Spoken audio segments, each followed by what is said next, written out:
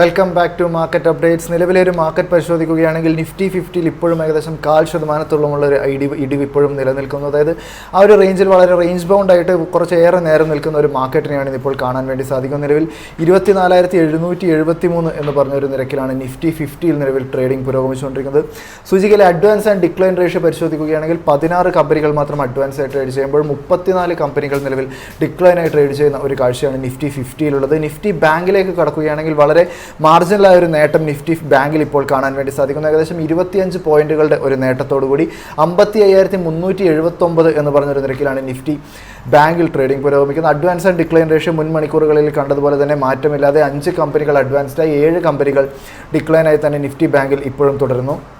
Nifty 50 top ഗെയിനേഴ്സിലേക്ക് വരികയാണെങ്കിൽ HDFC ലൈഫിൻ്റെ ഓഹരികൾ അതിൻ്റെ മികച്ച പെർഫോമൻസ് ഇപ്പോഴും തുടർന്നുകൊണ്ടേയിരിക്കുന്നു. ഏകദേശം 1.5% ഒരു നേട്ടത്തിലാണ് HDFC ലൈഫ് ഓഹരിയിൽ ട്രേഡിംഗ് പുരോഗമിക്കുന്നത്. ഭാരത് ഇലക്ട്രോണിക്സിലേക്ക് കടക്കുകയാണെങ്കിൽ 1.25% മുകളിലുള്ളൊരു നേട്ടവും ബജാജ് ഫിനാൻസ് ഓഹരികൾ 1% മുകളിലുമുള്ളൊരു നേട്ടവും കരസ്ഥമാക്കുന്നു. ഭാരതി എയർടെൽ ഓഹരികൾ നോക്കുകയാണെങ്കിൽ 0.25% മുകളിലുള്ളൊരു നേട്ടം ഭാരതി എയർടെലും ICICI ബാങ്ക് 0.5% മുകളിലുമുള്ളൊരു നേട്ടവും നിലവിൽ പ്രകടമാക്കുമ്പോൾ ITC ഓഹരികൾ ഇപ്പോഴും 3% മുകളിലുള്ള ഇടിവ് തന്നെ നിലനിർത്തുന്നു. നെസ്ലെ ഇന്ത്യയുടെ ഓഹരികൾ 1.25%, ബജാജ് ഓട്ടോ ഓഹരികൾ 1.5% മുകളിലുമുള്ള ഇടിവ് കാഴ്ചവെക്കുമ്പോൾ ടാറ്റ കൺസ്യൂമേഴ്സിൻ്റെയും അപ്പോളോ ഹോസ്പിറ്റൽസിൻ്റെയും ഓഹരികളുടെ ഇടിവ് ഇപ്പോഴും 1.5% ചേർന്ന് നിൽക്കുന്ന ഒരു കാഴ്ച തന്നെയാണ് കാണാൻ സാധിക്കുന്നത്.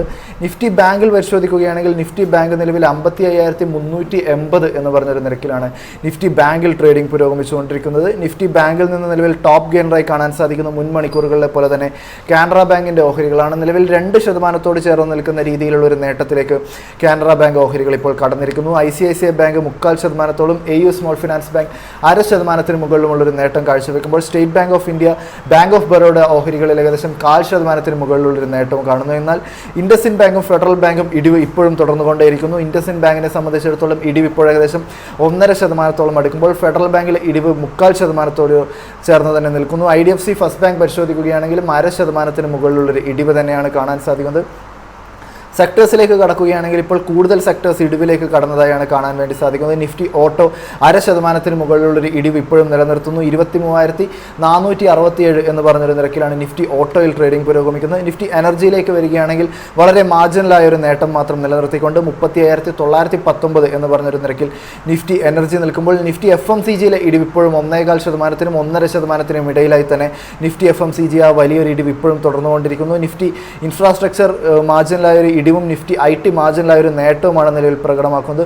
ഇപ്പോൾ മികച്ച ഒരു മൂവ്മെൻറ്റ് കാണാൻ വേണ്ടി സാധിക്കുന്നത്, അല്ലെങ്കിൽ പോസിറ്റീവ് മൊമെൻറ്റം കാണാൻ സാധിക്കുന്നത് നിഫ്റ്റി മീഡിയ സൂചികയിലാണ്. ഏകദേശം 0.5% മുകളിലുള്ളൊരു നേട്ടത്തോടു കൂടി 1,698 എന്ന് പറഞ്ഞൊരു നിരക്കിലാണ് നിഫ്റ്റി മീഡിയ ഇപ്പോൾ പൊസിഷൻ ചെയ്തിരിക്കുന്നത്.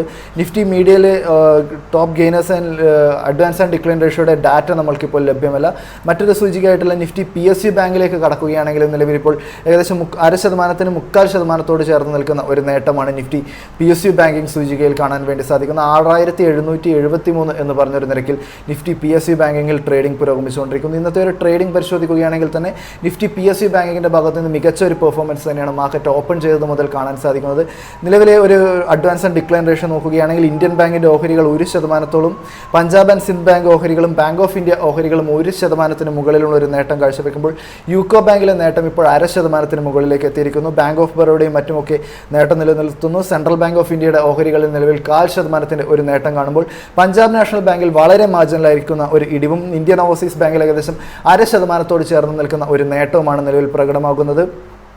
നിഫ്റ്റി മെറ്റലിലേക്ക് കടക്കുകയാണെങ്കിൽ നിലവിൽ നിഫ്റ്റി മെറ്റൽ സൂചികയിലെ ഒരു ട്രേഡിംഗ് പരിശോധിക്കുകയാണെങ്കിൽ ഏകദേശം 0.5%-ന് മുകളിലുള്ളൊരു ഇടിവാണ് നിഫ്റ്റി മെറ്റൽ സൂചിക നിലവിൽ പ്രകടമാക്കുന്നത്. 9,241 എന്ന് പറഞ്ഞൊരു നിരക്കിലാണ് നിഫ്റ്റി മെറ്റൽ ഇപ്പോൾ പൊസിഷൻ ചെയ്തിരിക്കുന്നത്. 15 കമ്പനികളുള്ള സൂചികയിൽ നിന്ന് നിലവിൽ 10 കമ്പനികൾ ഡിക്ലൈനായി ട്രേഡ് ചെയ്യുമ്പോൾ വീണ്ടും 5 കമ്പനികൾ മാത്രം അഡ്വാൻസ് ആയി ട്രേഡ് ചെയ്യുന്ന ഒരു കാഴ്ചയാണ് നിഫ്റ്റി മെറ്റലിനെ സംബന്ധിച്ചിടത്തോളം കാണാൻ വേണ്ടി സാധിക്കുന്നത്. നിഫ്റ്റി ഫാർമയിലേക്ക് വരികയാണെങ്കിലും ഇടിവ് ഇപ്പോഴും 0.5%-ന് മുകളിലായി നിൽക്കുന്നു. 115 പോയിന്റുകളോട് ചേർന്ന് നിൽക്കുന്ന ഒരു നഷ്ടത്തോടു കൂടി 21,408 എന്ന് പറഞ്ഞൊരു നിരക്കിലാണ് നിഫ്റ്റി ഫാർമയിൽ ട്രേഡിംഗ് പുരോഗമിച്ചുകൊണ്ടിരിക്കുന്നത്. നിഫ്റ്റി ഫാർമയിൽ നിന്ന് നിലവിൽ ഇപ്ക ലബോറട്ടറീസിൻ്റെ ഓഹരികൾ ഒരു മികച്ച പ്രകടനം തന്നെ പുറത്തെടുത്തിരിക്കുന്നു. ഏകദേശം 1.25%-ന് നേട്ടം ഇപ്ക ലബോറട്ടറീസും 1.5%-ന് മുകളിലുള്ളൊരു നേട്ടം ലോറസ് ലാബ്സിൻ്റെ ഓഹരികളും കരസ്ഥമാക്കുമ്പോൾ മാൻകൈൻഡ് ഫാർമയും 1%-ന് മുകളിലുള്ളൊരു നേട്ടം നിലനിർത്തുന്നു. സൈഡസ് ലൈഫ് സയൻസിലേക്ക് കടക്കുകയാണെങ്കിലും 0.25%-നും 1%-നും ഇടയിലുള്ളൊരു നേട്ടവും കാണാൻ സാധിക്കുന്നു. എങ്കിൽ കൂടി നിലവിലെ ഒരു ലോസേഴ്സിലേക്ക് കടക്കുക കടക്കുകയാണെങ്കിൽ ഓറോബിന്ദോ ഫാർമയുടെ ഓഹരികൾ നിലവിൽ 3.25% ചേർന്ന് നിൽക്കുന്ന രീതിയിൽ, അല്ലെങ്കിൽ 3% മുകളിലുള്ളൊരു ഇടിവും നാറ്റ്കോ ഫാർമ 1.25% ഒരു ഇടിവുമാണ് പ്രകടമാക്കുന്നത്. ഗ്രാനുലാസ് ഇന്ത്യയിലേക്ക് കടക്കുകയാണെങ്കിൽ 0.25% ഒരു ഇടിവ്, ലുപ്പിൻ ഓഹരികളും 1% മുകളിൽ ഇടിയുന്ന ഒരു കാഴ്ചയാണ് കാണാൻ വേണ്ടി സാധിക്കുന്നത്.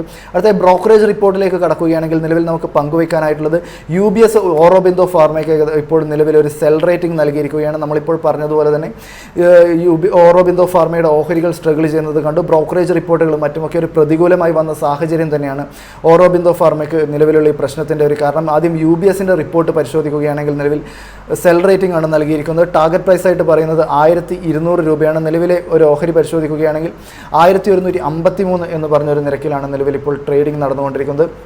കമ്പനിയെ സംബന്ധിച്ചിടത്തോളം 2026 ഗൈഡൻസ് വളരെ മോശമായതാണ് ഇപ്പോൾ ഓറോബിന്ദോ ഫാർമയ്ക്ക് തിരിച്ചടിയായിരിക്കുന്നത്. കൂടാതെ കമ്പനിയുടെ എക്സ്പെൻസിലും മറ്റുമൊക്കെ വരുന്ന പ്രശ്നങ്ങളും കമ്പനിക്ക് ഇപ്പോൾ തിരിച്ചടിയാകുന്നു. കൂടാതെ കമ്പനിയുടെ മെഡിസിൻസിലേക്ക് കടക്കുകയാണെങ്കിൽ പെൻസിലിൻ G എന്ന് പറയുന്ന മെഡിസിൻ വളരെ വീക്ക് ഗൈഡൻസ് ആണ് ലഭിച്ചിരിക്കുന്നത്. കമ്പനിയുടെ പുതിയ പ്ലാന്റുകൾ തുടങ്ങാൻ 6 മുതൽ 8 മാസം വരെ എടുക്കുമെന്നുള്ളതും കമ്പനിക്ക് നിലവിൽ തിരിച്ചടിയാണ് എന്നൊരു കാര്യം നിലവിൽ ഇപ്പോൾ UBS ചൂണ്ടിക്കാണിച്ചിരിക്കുകയാണ്. കൂടാതെ കമ്പനിയുടെ റെവ്ലിമിഡ് എന്ന് പറയുന്ന മെഡിസിനിലും മറ്റുമൊക്കെ പ്രൈസ് ഇറോഷൻ നേരിടുന്നതും, കൂടാതെ യുഗ 3 എന്ന് പറയുന്ന ഡ്രഗിൻ്റെ പെർഫോമൻസ് വളരെ ഫ്ലാറ്റിഷായി നിൽക്കുന്നത് നിലവിൽ ഇപ്പോൾ ഓറോബിന്ദോ ഫാർമയെ സംബന്ധിച്ചിടത്തോളം തിരിച്ചടി നേരിട്ടുകൊണ്ടിരിക്കാനുള്ള കാരണമാകുന്നു. സിറ്റിയുടെ ഓറോബിന്ദോ ഫാർമയുടെ ബ്രോക്കറേജ് റിപ്പോർട്ടിലേക്ക് കടക്കുകയാണെങ്കിലും സെൽ റേറ്റിംഗ് തന്നെയാണ് നൽകിയിരിക്കുന്നത്. ടാർഗറ്റ് പ്രൈസ് ആയിട്ട് പറയുന്നത് 1100 രൂപയാണ്. കമ്പനിയുടെ എബിഡയും മറ്റുമൊക്കെ നോക്കുകയാണെങ്കിൽ സിറ്റിയുടെ എക്സ്പെക്ടേഷനേക്കാളും 5% താഴ്ന്നിട്ടുള്ള ഒരു റിപ്പോർട്ടിംഗ് ആണ് കാഴ്ചവെച്ചത്.